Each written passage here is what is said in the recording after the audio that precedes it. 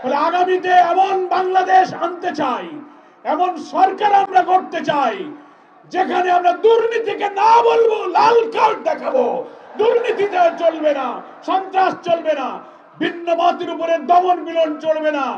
আমরা নৈতিক উৎপাদনমুখী কারিগরি শিক্ষা প্রতিষ্ঠার মধ্য দিয়ে আমাদের বিপ্লবী তরুণ সমাজকে দক্ষ জনসম্পদে পরিণত করে এই বাংলাদেশের লাল সবুজ পতাকাকে দুনিয়ার সামনে সমুন্নত আমরা করব। আমাদের এই 8 দলের এই সমঝোতা আগামী দিনে নতুন দেশ গড়ার স্বপ্ন পূরণে ইনশাআল্লাহ সাহায্য করবে। ফলে আমাদের এই পরিবর্তনের বার্তায় বাংলাদেশের সব মানুষকে আমি সামিল হওয়ার জন্য আহ্বান জানাই। এখন নির্বাচন সামনে, সরকার যে ডেডলাইন ঘোষণা করেছে, আমরা সকল দল 8 দল সহ ফ্যাসিবাদ বিরোধী দলেরা আমরা এই নির্বাচনে মেনে নিয়েছি যে আমরা নির্বাচনে যাব, কিন্তু নির্বাচনের ডেট শিডিউল করলেও সেই নির্বাচন সুষ্ঠু এবং নিরপেক্ষ হবে কিনা এই প্রশ্ন জাতির সামনে দেখা দিয়েছে। এই 8 দলের আন্দোলনে আমরা বলেছিলাম 5 দফায় লেভেল প্লেইং ফিল্ড, পিয়ার পদ্ধতি, জুলাই সনদ, ফ্যাসিবাদের যারা দোষর তাদের বিচার এবং ফ্যাসিস্টরা যারা মানবতা বিরোধী অপরাধ করেছে তাদের দৃশ্যমান বিচার আমরা অনেক দাবি করেছিলাম। আমাদের দাবির আংশিক পূরণ হয়েছে, কিন্তু আমাদের দাবির অধিকাংশই এখনো পূরণ হয়নি। আমরা দেখতে পাচ্ছি সরকার, বর্তমান অন্তর্বর্তীকালীন সরকারের অভ্যন্তরে লুকিয়ে থাকা কিছু ব্যক্তিদের কুপরামর্শে একই দিনে জাতীয় নির্বাচন আর গণভোটের তারিখ ঘোষণা করেছে। বারবার আমরা প্রধান উপদেষ্টা এবং ঐক্যমত্য কমিশনের প্রধানের সঙ্গে দেখা করে বলেছিলাম একই দিনে নির্বাচন হলে কি কি সংকট তৈরি হতে পারে। জুলাই সনদে যে 48টি সাংবিধানিক সংস্কার হয়েছে, আরো অনেক বিষয়ে যে আমরা একমত হয়েছি, সাংবিধানিক বিচার বিভাগীয় রাষ্ট্রীয় কাঠামোগত সাংবিধানিক পদের ব্যাপারে অনেক সংস্কার হয়েছে। এই সংস্কারের বিষয়গুলো দেশবাসীকে আগে জানাতে হবে। ইলেকশন কমিশন তার ওয়েবসাইটে প্রকাশ করবেন, সরকার বিভিন্ন প্রকাশনা দিয়ে জাতিকে জানাবেন আমরা কোনটাকে হ্যাঁ বলবো, কোনটাকে না বলবো। ফ্যাসিবাদী রাষ্ট্র কাঠামোর কি কি পরিবর্তন হয়ে নতুন রাষ্ট্রে কি কি কাঠামোতে আমরা একমত হলাম, বাংলাদেশের 18 কোটি মানুষের সেটা জানার অধিকার আছে না বলুন? তো একই দিনে যদি ভোট হয়, এদিকে মার্কার ভোট আর এক বুথে হানার ভোট, জনগণ তো বোঝার সুযোগ পেল না যে আমি কোথায় হ্যাঁ বলবো কোথায় না বলবো। কি বলেন, ঠিক কিনা? আমরা বলেছিলাম জুলাই জাতীয় সনদকে আইনি ভিত্তি দিতে গেলে একটি সাংবিধানিক আদেশ জারি করতে হবে। আমরা ধন্যবাদ জানাই, সরকার বিলম্বে হলেও সেই জুলাই জাতীয় সনদের সাংবিধানিক আদেশ জারি করেছেন, গেজেট প্রকাশ করেছেন। কিন্তু দুঃখের সাথে আমরা লক্ষ্য করছি সেই গেজেটে একই দিনে গণভোটের কথা বলেছেন। আমরা সরকারকে বলতে চাই, বাংলাদেশে বহু আইন আপনারা করছেন আর পরিবর্তন করছেন, সরকারের আদেশ, সরকারের তৈরি করা গেজেট, এটা তো ওহির বাণী, কোরআনের বাণী না, এটা আপনারা কারো পরামর্শে করেছেন। এই গেজেটকে পরিবর্তন করতে হবে। এই আদেশ পরিবর্তন করে নির্বাচন সুষ্ঠু করতে গেলে জাতীয় নির্বাচনের আগে আপনি গণভোটের তারিখ আবার ঘোষণা করুন।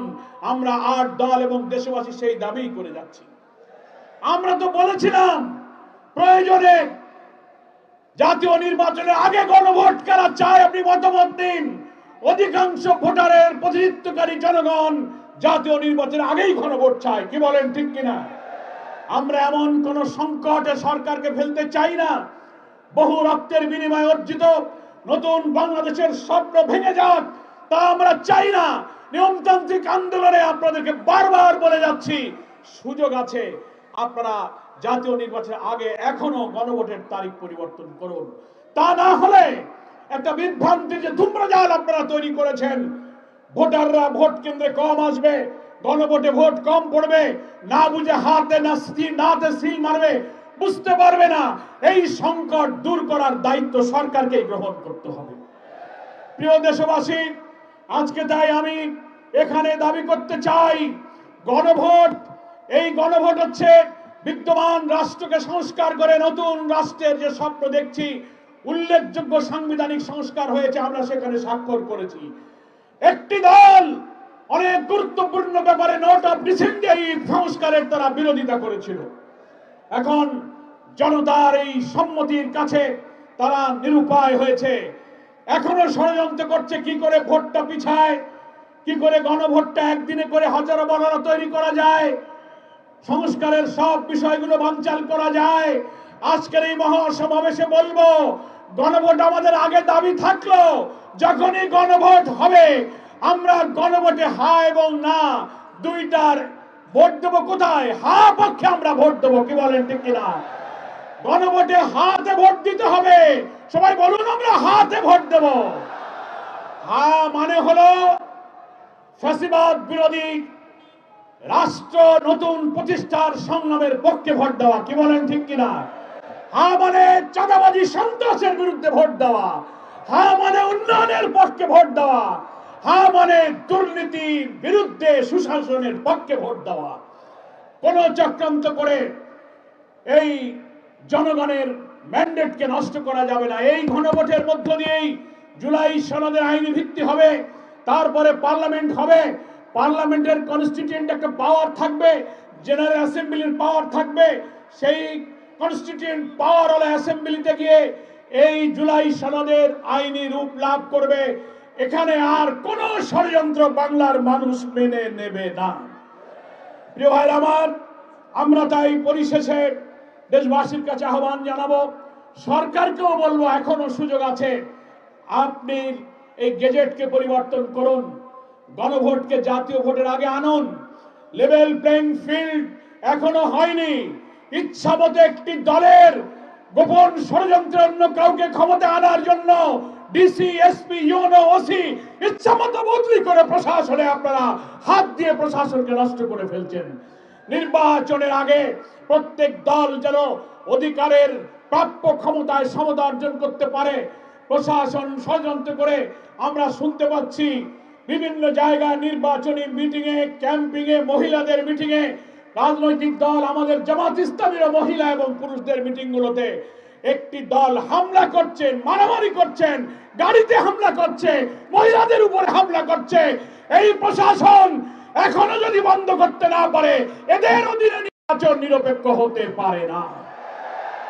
আইন শৃঙ্খলার চরম অবনতি হয়েছে। আজকে পত্রিকায় এবং অনলাইনে দেখলেন খুলনার আদালত চত্বরে কিছুক্ষণ আগে দিনের বেলায় আদালতে হাজিরা দিয়ে একজন ব্যক্তিরা যাওয়ার পথে সে আদালতের চত্বরে হামলা করে 2 জনকে গুলি করে কুপিয়ে হত্যা করা হয়েছে।